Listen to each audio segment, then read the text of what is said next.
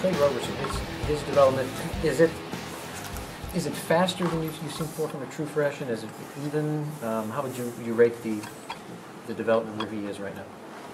I mean, I don't know. I mean, every guy's different. I mean, I don't know if I hadn't really had to play a true freshman. It's always been redshirt guys. So I don't know if I can have a fair comparison. Then you want to compare to other positions. It's different. You know, just the task of the job and the mental side of the job and all that. But, I mean, he's doing well. But now also, in the last couple of weeks, you know, the defenses, the matchups, the line play, the run game, receiver plays, he's had solid help, so it's helped him. So, like all quarterbacks, if he's hung out to dry without balance and protection and good route running, it's a different deal. But he's handled things well, and I don't know if I'm surprised or at the same time I think he can be a heck of a lot better. So, but he's handling things in a good way for sure. His ability to watch film. I know earlier maybe some of the quarterbacks weren't watching enough. Is he where he needs to be? No, they never are. You know, I mean, I read a quote where Russell Wilson said he was going 10 to 12 hours in the summer every day. Now you can't do that now in class, but I mean, as coaches, I guess you never watch enough. So I mean, you're always learning. And at the same time, I mean, he has fun on the field. He comes out of a great program. He's used to winning. He's got a lot of those traits, a lot of those mannerisms, and he does work. And it's not the other guys don't, but again, I just think when you've been a backup and you hadn't had to invest, or there's just time on task. I'm talking to guys right now about gaining weight and getting bigger, and that's no different than a guy not practicing harder, a guy not going to class. Those are commitments too. Mm-hmm. So there's everyone needs to invest. It's not just quarterbacks. I mean, across the board, everybody can always work harder. We got guidelines by rules. We don't mandate things. We just encourage guys to work as much as they can on, and sometimes you can do it on your own. I saw one of our other players just as riding by a bus stop, and I saw one of our linemen actually practicing his footwork. It looked like either he was trying to impress a girl that he had good feet for a dance, or it looked like he was doing it. And I said, "Hey, good for you." I just kind of laughed to myself, but it looked like he was actually on his own, and maybe he was goofing around, but it looked like he was running one of our plays on air. So I kind of liked it. What was Colin graded out at center the last couple of weeks? Very well, very well. And again, it's his natural spot. Again, he was playing well enough. And I go back to Penn State game. He had the best grade of any lineman in that game against the stout defense at guard. He went to guard because we thought he was playing better than some of the other guys. But he's done well enough. He regressed. Will Maddie's practice looks good. So I don't know. And we'll wait. It's kind of going through today. I don't know. Maybe we'll probably still start with Colin. Starting with, but I think Will's ready to go, and there were some reps today where Will was at center and Colin was back at right guard. So, we kind of got them both back. Not like Will's lost the job and he's not doing bad. Just don't know time on task and confidence level where he is, but he's practiced a lot, so he's ready to go. Jeff Thomas, same way. He's gotten all the work this week. Leon, coming off the knees, doing every play, and those guys are back in the fold. So for the most part, we're good. DeWeese is out with a knee, which will be a surgical knee here later in a week or so. Defensively, what can you do during practice to try to build the confidence of that group? Again, we just are trying to be, relentless in some practice efforts. And there's some things that you do see in practice, but again, in game it hadn't transferred over.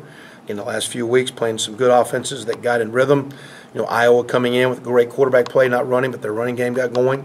Last week, Northwestern, same deal. You kind of thought they could throw the ball well. Don't let the run game get going. Wisconsin, you knew was going to throw well when they passed. Russell Wilson's out there making one-on-one shots. So the last couple of weeks, the defense has had a two-handed deal.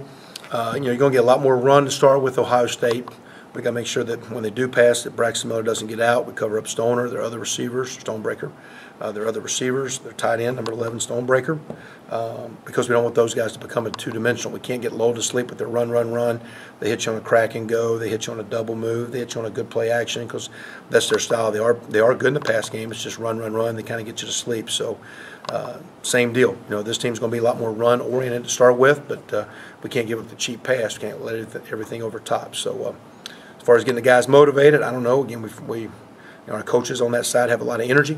We're kind of bringing it practice. It'd be nice to get it on Saturday. Be a great challenge. We'll see if they're ready to step up some. Does Luis being out shuffle receivers at all? Anybody? Well, the guys played pretty good all year. It's been Dre Muhammad, and with Shane Wynn and Kofi being in the slot, he's kind of gotten so he gets back in the mix a little bit more. And that being said, too, Kofi's played a little bit of inside and outside, so we'll probably use him in a couple spots. Maybe to get the tight ends a little bit more involved as you move forward with that deal. You still got the young guys. Javon Chester's done well. As came through from time to time.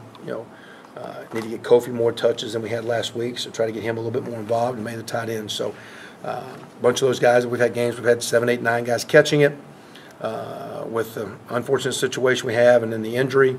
Same time, we've played 3 and 4 games without those guys, so it's kind of like, we've kind of been in a situation. So I don't know if it's as big a deal other than just that's the way it is right now for sure. Instead, you might get them back. It just, that is now.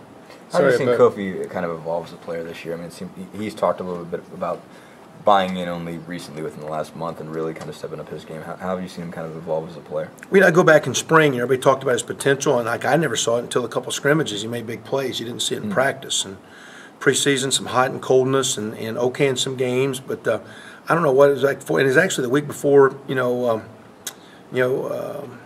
I want to say it was the Illinois game. All of a sudden, there's practice, his speed, his effort without the ball, when he caught the ball, what we call expressing the play, or a sudden burst or a change of you don't have to go 80 yards to score, but you look like, give me the ball and I'm going to do something, and expressing it, in a positive fashion. It's just his practice habits were stronger, and with that, again, I just look at last week of the things we did last weekend. You can't force a deal in reads and progressions. But we need to get him more than just a catch. Now, at the same time, it's not like he's going to get 15 or 20, but we got to get him the ball a little bit more if we move forward. As soon as I say that, he'll get none this week. But, we need to get him involved in the offense more than just a catch. So, Colin, I just want to ask one more question. How has he improved this year? I mean, what's made him so consistent for a younger guy? I don't know. He's a walk-on guy. But if you look at him, I mean, he is reasonably strong, muscular for his size, so he might be a little short. But when you're playing center, he's actually taller than Will Matty, and weight-wise, he's about 10 pounds off. So it's not like he's technically this little, small person compared to what we got. He does play very well coached, I believe, coming to high school, because fundamentally he's one of our more clean, fundamental guys, understands the leverage. He's very, very smart, very, very aware. I think it's important to him. And like I say, I think he's a walk-on on paper, but I don't think he's any different than Leon Beckham or some of those guys that have walked in. We've gotten a lot of play, and he's had some good plays and up and down plays. Greg Heben's playing a lot, and I think one of our better athletes is a walk-on. And I put Colin kind of in that same niche of guys. Here's the next guy that's kind of a scholarship caliber type player that's going to play for us a lot. He's a redshirt freshman, and I would assume if he's not starting, he's going to be very much in the thick of our offensive line work the next 3 years. With like Trey having a larger role in the offense and people like Deweese and Will going down a little bit, what kind of changes have you guys, or what kind of tweaks have you guys made on offense, and what kind of tweaks are you going to make, if you're going to make it? Again, we've kind of played without him, so we've kind of just been involving in some things that was kind of worked for Trey, worked for the line. Again, each week's different because of blitzes or fronts or coverages or how to attack it. Some guys get involved some weeks and don't, and you got to look at why or why not and get guys involved with touches and plays. But I don't know if there's a radical change, because we've played a fair amount of season kind of the way we are this week. So I think it kind of is what it is. I don't think it's a big a change. Talk about like kind of going on for Kofi. I go back to running backs. We made a big deal about all those running backs we lost, and I'm watching the guy run the ball pretty good. So you just put the next spirited warrior out there. Rock and roll. It is, and it's unfortunate. You hate for Deweese and the others, but again, we've been playing, and internally, it's just those next guys got a chance to step up, and I think all the young receivers like it because they want to play more. I mean, I got guys mad they're not playing. Everybody's saying, "Oh, you're playing the young guys." If you ask young guys, they'll tell you they're not mad they're getting catches. They're not mad they're on the field every play. I mean, and that's a good quality, because there's quote no team and I, but every great player's got enough selfishness. He wants to play a lot, and he wants the ball. And in some ways, those are great qualities. So we'll just, it's just is, and you keep moving. You mentioned the light kind of going on for Kofi earlier in the year. Are you seeing that with some of the other younger guys? But I don't know if it's. I wouldn't say it's went off. As far as there's a brighter glow in it. The wattage is higher. So I don't know if it's a bright shining deal, but it's a step in the right direction. And by no means that's a negative comment. I mean, it's what you want, but we need to keep building on that. Again, pictures are a lot better for coaches than words. And when guys are working hard and doing things right, you use those as an example. And sometimes it's been hard to find good examples and practice whatnot. Like, that's the effort we want, that's the energy we want, that's the attitude of how to work. But again, he's doing it well. Some of the young guys are. But again, I go back to, I think, Max Debman the last couple of weeks. Justin Pagan has stepped up. And a comment he made was, I got tired of you guys yelling, so I thought I'd do what you wanted to do, and you quit yelling at me. But he's also played good. And not saying we have all the answers, but he's trusting technique, he's trusting coaching, and I appreciate some of those guys. Leon Beckham coming back last week, still nicked up. He's fighting, he's competing, he's battling. We need Jeff Thomas to do that this week, getting back in the mix. Raplogle, those guys have always been good. So it's not a young guy world. I mean, we've had a few guys that maybe didn't pan out the way we want, but there's a good group of old guys down the stretch that are being a nice, solid core and have got, I know, respect from us as coaches, and I think we're trying to point to them to kind of keep pushing the team, because you want those guys to do well down the stretch. They're the guys that are down to 3 games, except for those juniors, Raplogle and Black and those guys. So you really want those cats to have some good fun, good experience, win some games down the stretch. How big is that, for an example, for the younger guys, since obviously there's only 3 games left and the season hasn't gone the way they want, and it'd be easy for them to kind of check out mentally? As far as when you say how easy? I mean, an example for the younger guys, a guy like Justin, Leon, who's still out there really working Well, hard. I mean, yeah, it's what you want. And again, I still think those work habits can be better, but it's definitely the right step, right motion, right direction. And again, I think we got to continue to harness, again, how to practice and how to prepare and how to study, how to keep my weight up, how to work. Just keep doing the little things that good players and good teams do. So it's really very pleasant and pleasing as a coach to see that with some of those guys. And I'm just selfishly hoping for those guys they get a chance to have some game day Saturday experience down the stretch. For the young guys, again, I don't know. I know as coaches we've been working very, very hard, maintaining what we think is a lot of energy, an upbeat attitude, a positive attitude, because again the players don't have it if we don't. And I've actually challenged our coaches very hard several times during the week, the last few weeks, to make sure we keep trying to hold our end of the bargain and lifting our guys up. So again, to me it starts always with me and the coaches. And it's nice to see some young guys doing it, or old guys doing it, and those young guys need to follow. But again, there's a ton of work in so many phases of how to do it, and we're a long way from where it's going to get to, I promise that. I know people talk about the freshman wall, or freshmen maybe just kind of running out of gas at the end of the year. Is that something you can coach them through physically, or is it more of a mental thing, just keeping guys going late in the year when they've gone through a lot more than maybe their bodies were used to?